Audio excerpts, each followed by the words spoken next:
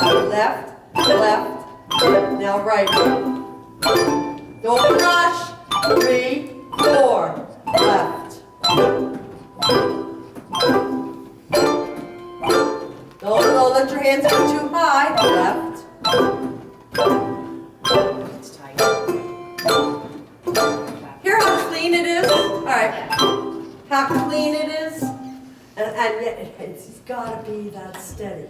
And it's another one of those short sounds and all of a sudden, we're off to the races. Now we're at the mark lift, which is what you were doing before. We want to, get all the way up. We want to hear the thumb.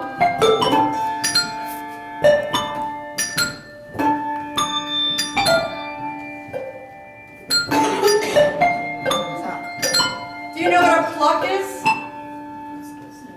Most choirs, when it says pluck, they will use mallets, which is quite acceptable. And in all honesty, mallets are easier for us. You know, sometimes the composers will put in the music, all stop sounds can be either plucked or malleted. So then it becomes a choice. I have 2 pieces that I'm playing next week that call for plucks, and the director sent out a little notes about the music and said, this piece will be plucked. And I said, not nice words to myself, because it's quite fast. I have a question on this one. Then this is not a staccato, it's a pluck? That's a thumb damp. It says thumb damp. Well, but what about the dot? It's a thumb damp. It gives you directions for what it is. It's I a know thumb, that. but then it's that's also what. about the dot. But that's what it is. Sometimes thumb damp is TD, depends on the octave. When it's in the upper octaves, it's thumb damps. So Even with, let me finish please. Even with the dot, it is a thumb damp if it's in the upper trebles. With the dot in the mid voices and the lower voices, it becomes a pluck. Because you can't pluck these little bells as well. First of all, there's no room for your hand. And this is the same sound. So because this is upper sixes, fives and sixes, it would be a thumb damp. Okay, is that true? All 3? Because because they're attached together. And you would do the same sound within a measure. You would do the same sound within the measure. Yes, I would thumb damp the E. Do you know why they put one up and one down? We had That is musical, just okay. because this would look silly if they put the bar above. That's just notation. All right, thank you. Pluck. You need to get your hand inside the bell. You need to lift the clapper and throw it down. Throw it down. Using the thumb. Using the thumb. Slap it down. Pick it up with 2 fingers. Pick it up. I pick it up with my fingers and slap it down. Sometimes, I'm stealing this bell too, I really like that. Sometimes when you're plucking fast, I tend to move particularly the bigger bells, move my bell so that the handles are on my hip bones so they don't roll. And you want to bend over. It's just an instinct, you know, so that the bells don't move on me. But with bells in the 4s, I would mallet. I would not pluck. I would mallet. And then the 3s yet, they mallet, they don't pluck. And the 2s. You can also, just like we did with the mark, you can pluck lift, and it's the same thing. Throw it down and lift it up. Some of these things you're never going to see. But at least you'll say, somebody told me about that once. I heard that once. Yeah, I heard that once. Your favorite little R. When I've had an LV, and it is possible to have an LV for 7 or 8 measures. Now they're done with all this sound. They will put in the music an R. which says now you ring. You just ring and dampen and ring like normal. You don't just let the sound all stay there. Ring touch. I'm not going to hurt myself and use a big bell. Faster. Right. It's instantaneous. Ring it, dampen it. As fast as you can. So you can't rightly ring it out here, because by the time I get back, I have way too much sound. So I have to ring it close to my body. Let's see if we can ring touch together. Hi. One bell. I don't care which bell, because we're all naturals. 3, 4. But sound carried over. Should be absolutely no sound. 3, 4. Cleaner. 3, 4. Almost. 3, 4. The bass, bigger bells. You gotta get them like against your side of your body to get this sound out of here. 3, 4. 3, 4. 3, 4. Almost.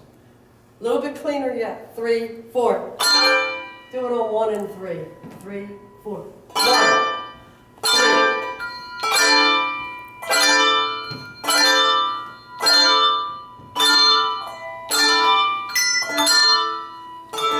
You have to get all the sound gone.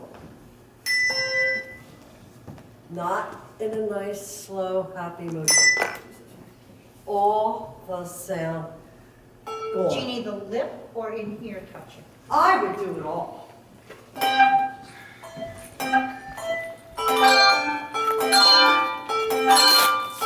see how I'm taking the sound out from in the side? If you're doing it right, the thing shouldn't go wang wang in here, right? Just Like this clapper's a little loose. That clapper over they there. tend to want to wang. Right, that clapper over there is a little tight. Yeah. So that's in the bells. SK, and a little squiggly line. Shake. Up. Okay. One of the first statements I made was, but we are not the Statue of Liberty. That's right, you still. The circle is, the letter D is still there. Say we're going to shake for 4 beats. 3, 4. 1, 2, 3, 4. 1. Don't let it fall over. Use your other hand. 1, 2, 3,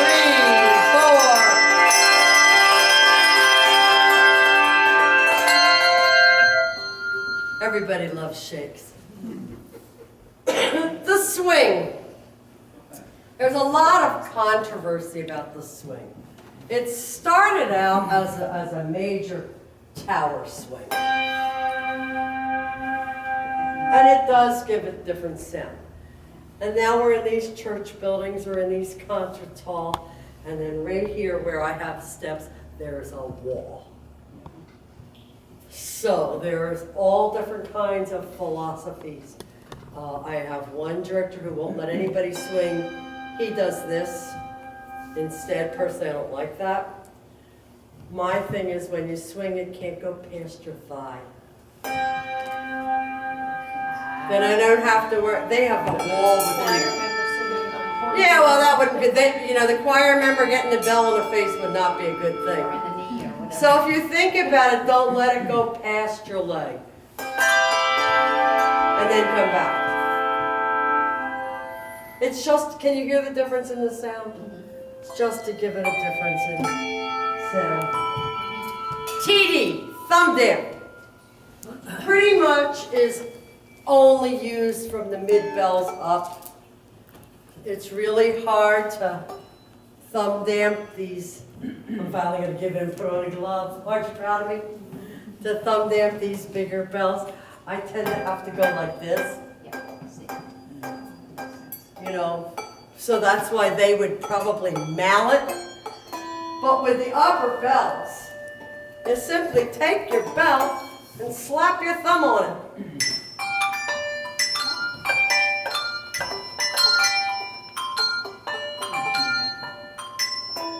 Put your thumb, now hold your thumb there. Strike it with your thumb on it. That's it. Put your thumb on it. Yeah. Strike it with your thumb on it. Because it's a real short sound. The bigger the bell, and my hands are little, try it this way. Give me this bell. Put your thumb on it, put your finger. That might take 2 fingers. That's what I have to do, my hands are tiny. Yeah. Right, because my So hands, there's no problem my hands with are being in small. the front of the bell No. with your fingers? No. Okay. Because there's no other way to get all that sound out. Yeah. With this little bell, you don't need to do that. Yeah. Yeah. That works for me. That's what I do. Vibrato, do you know that one?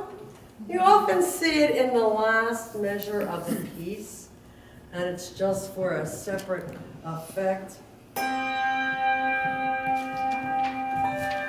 And what is really neat about it, not around, just side to side. What is really neat if you have a piece with a vibrato is to bring the bells all the way down to the table. To the table and table down. Now, if I happen to have 2 bells in my hand, but this is the only one that's going to do the vibrato, and I'm going to go to the table, I need to remember to take this one with me too. So that when the piece now ends, our hands are like this. And as a director, what I find most helpful for my choirs is I give it to them. Yeah. And I give them the down.